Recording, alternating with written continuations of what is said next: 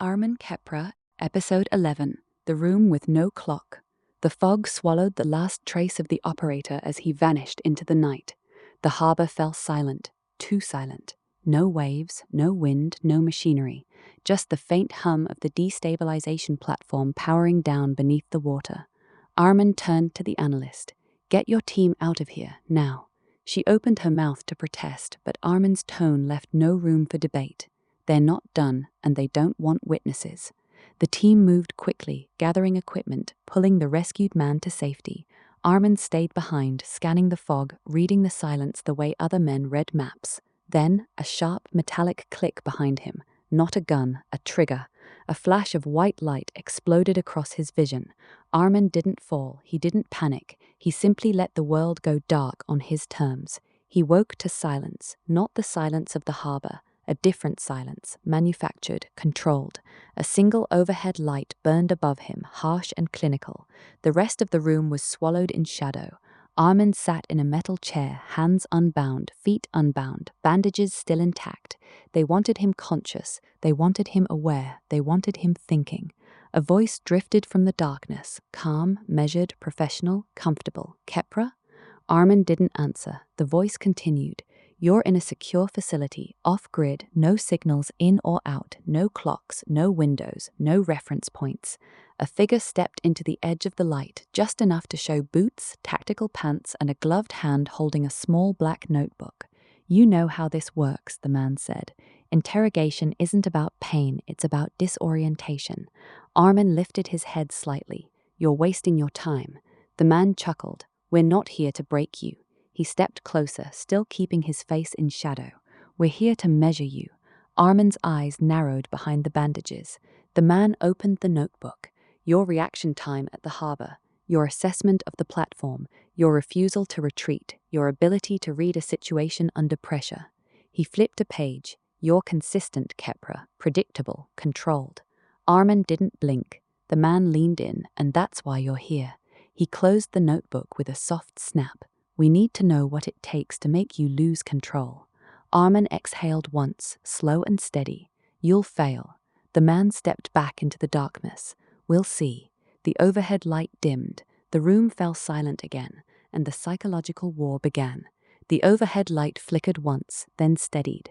Armin remained perfectly still in the metal chair, bandages damp, posture controlled. He had been in rooms like this before, not as a prisoner, but as an observer. He knew the design. No clocks, no windows, no airflow noise, no footsteps outside, no sense of time. A room built to erase orientation. A voice drifted from the darkness again, the same calm, measured tone as before. "You're not reacting, Kepra. Most men show signs of stress by now." Armin didn't respond. The man stepped just close enough for his boots to enter the light. "You know what makes you different from the others we've brought here?" Armin lifted his head slightly. "You don't fear the room." Armin's voice was low, steady. "I've seen worse rooms." The man chuckled softly. "I know, we studied your file." He circled the chair, staying just outside the light. "You've been through collapses, coups, black site extractions, failed states, and operations that never made it into any official record." He stopped behind Armin. "But this is different." Armin didn't blink. The man leaned in, voice dropping to a whisper. "You're not here because of what you've done." He stepped back into the shadows. "You're here because of what you might do." Armin's jaw tightened beneath the bandages. The man continued. "You were at the harbor for less than an hour, and you already unraveled half of our operation. You read the platform, you read the signals, you read my operator." He paused. "You read me." Armin remained silent. The man exhaled slowly. "So let's see how well you read this." A second light snapped on, revealing a metal table in front of Armin. On it lay a small recorder, a sealed envelope, a single photograph face down. The man stepped into the edge of the light, still keeping his face hidden. 3 items, 3 choices. Each one tells me something different about how you think." Armin didn't move. The man tapped the table. "Pick one." Armin stared at the objects. He knew the tactic, forced decision under controlled conditions. Whichever he chose, they would interpret. Whichever he ignored, they would interpret. He didn't reach for anything. The man tilted his head. "Indecision? That's not like you." Armin spoke quietly. I'm not here to play your game. The man smiled behind the darkness. Oh, but you already are. He tapped the photograph. This one is interesting. I wonder what you'll think when you see who's in it. Armin didn't react. The man tapped the envelope. This one contains information you've been chasing for years. Armin remained still. The man tapped the recorder. And this one? This one contains a voice you haven't heard in a long time. Armin's eyes narrowed behind the bandages. The man stepped back into the shadows. Choose, Kepra. Armin slowly leaned forward. Then he did something the man didn't expect. He pushed the entire table away with a single controlled motion. The metal legs screeched across the floor. Armin sat back in the chair.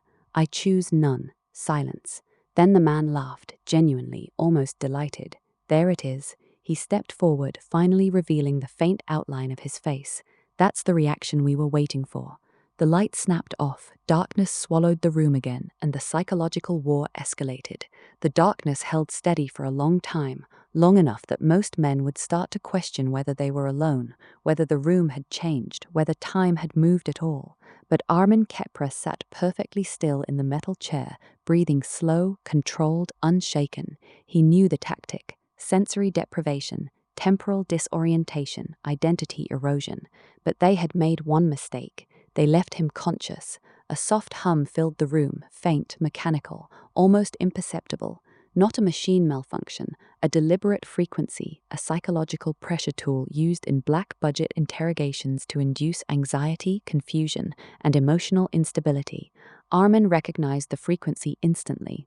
Old technique, he said quietly. A voice answered from the darkness. You're familiar with it. Armin didn't look toward the sound.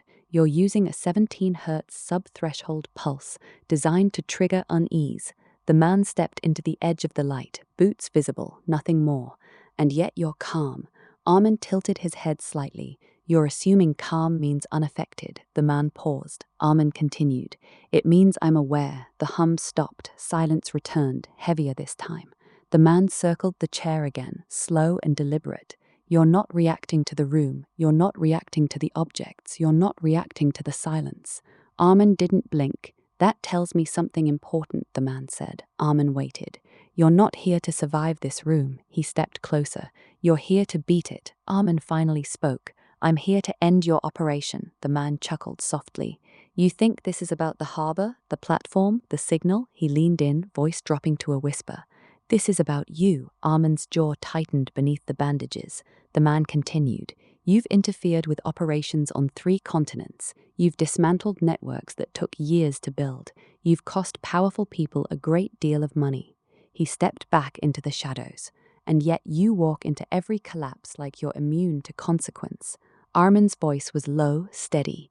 I walk into collapses because someone has to. The man exhaled slowly. There it is. He snapped his fingers. A second light flickered on, revealing a wall of monitors. Each screen showed footage of Armin from past operations: border extractions, hostage recoveries, destabilized compounds, black site rescues, covert takedowns. Every mission he had ever survived, every collapse he had ever walked into. The man spoke from behind him. You're not a threat because of your skills. He stepped into the light, still keeping his face hidden. You're a threat because you don't break. Armin stared at the screens, unshaken. The man leaned closer. So let's find out what happens when we take away the one thing you've always had. Armin didn't move. The man whispered, control. The lights snapped off, the room plunged into darkness, and the real interrogation began. The darkness held for several seconds before a soft, rhythmic tapping echoed through the room. Not footsteps, not machinery, a deliberate pattern, a psychological probe. Armin sat motionless in the metal chair, bandages damp, posture unbroken. The tapping stopped. A voice drifted from the shadows, calm, clinical, almost bored. You're not reacting to the deprivation. You're not reacting to the stimuli. You're not reacting to the surveillance footage. Armin didn't respond. The man stepped into the faint edge of the light, revealing only his gloved hands and the outline of a tactical vest. You know what that tells me, Kepra. Armin waited. You've been in rooms like this before, but not as a prisoner. Armin's voice was low, steady. I've seen how these rooms break people. The man circled him slowly. And yet you're not breaking. Armin didn't blink. The man stopped behind him. You're not even bending. He snapped his fingers. A new light flickered on, revealing a second chair across from Armin, empty, facing him. Bolted to the floor, the man stepped beside it. Sit here and the interrogation changes. Armin didn't move. The man continued. Sit here and we talk like equals. Armin remained still. The man leaned forward. Sit here and you get answers. Armin's voice cut through the silence. I don't sit where you tell me. The man exhaled slowly. Predictable. He tapped the empty chair. You know what this is, don't you? Armin didn't answer. The man smiled behind the darkness. It's a control test. Most subjects move to the second chair within 10 minutes. They think it gives them leverage. They think it gives them power. He stepped closer, but you're not most subjects. Armin's jaw tightened beneath the bandages. The man continued, You're not here to negotiate. You're not here to cooperate. You're not here to survive. He leaned in. You're here to win. Armin didn't deny it. The man stepped back into the shadows. So let's see how you handle this. A third light snapped on, revealing a wall of tactical maps, satellite images, and classified dossiers, all of them centered on one thing, Armin Kepra. His missions, his movements, his patterns, his decisions, his collapses. The man's voice echoed from the darkness. You think you're unpredictable, Kepra, but we've been studying you for years. Armin stared at the wall, unshaken. The man continued. You walk into every crisis like you're immune to consequence. You dismantle operations that took millions to build. You disrupt networks that span continents. He paused. And you do it alone. Armin's voice was quiet. I do it because no one else will. The man stepped forward, finally revealing the faint outline of his face, still obscured but closer than ever. That's why you're dangerous. He tapped the wall of dossiers. And that's why we're going to break you. Armin lifted his head. You won't. The man smiled. We'll see. The lights snapped off, darkness swallowed the room again, and the pressure escalated. The darkness didn't last long this time. A single overhead light snapped on, not above Armin, but above the empty chair across from him, the one they'd tried to lure him into. The man's voice drifted from the shadows. You're stubborn, Kepra, predictable. You refuse to move, you refuse to engage, you refuse to play. Armin sat motionless. The man stepped into the light, finally revealing more of himself. Tactical gear, a hardened posture, a face still half hidden in shadow. He pulled the empty chair out and sat down. You know what your problem is? He asked. Armin didn't answer. You think you're the only one who's seen the inside of a room like this. Armin's voice was low, steady. I know I'm the only one who's walked out of every one. The man smirked. Not this one. He leaned forward, elbows on his knees. You're not here because you interfered with our operation. You're here because someone wants to know how far you can be pushed. Armin tilted his head slightly. Someone above you. The man's smirk faded. Armin continued. You're not the architect, you're the handler. The man's jaw tightened. Armin leaned back in his chair, the first movement he'd made in hours. And you're failing. The man stood abruptly, pacing in the narrow strip of light. You think this is failure? You think sitting in silence makes you strong? Armin didn't blink. The man slammed his hand on the metal table. You're not untouchable, Kepra. Armin's voice cut through the room like a blade. I'm not here to be touched. The man froze. Armin continued, calm and controlled. I'm here to watch you make mistakes. The man stepped closer, anger rising. You think you're in control? Armin lifted his head. I know I am. The man's breathing grew heavier. You're in a black site facility. You're alone. You're unarmed. You're surrounded by people who want you broken. Armin's voice didn't waver. And yet you're the one raising your voice. The man stopped cold. Armin leaned forward, eyes locked on him. You're not interrogating me. A beat of silence. I'm interrogating you. The man stepped back into the shadows, shaken for the first time. Armin continued, voice low and precise. You're not trained for someone like me. You're used to fear, compliance, panic. You're used to subjects who fold. He paused. I don't fold. The man didn't respond. Armin pressed on. You're not measuring my breaking point. You're revealing yours. The room fell silent. The man finally spoke, quieter now, controlled again, but not fully recovered. This isn't over. Armin sat back. It never is. The lights snapped off, but this time the darkness didn't feel like their weapon. It felt like his.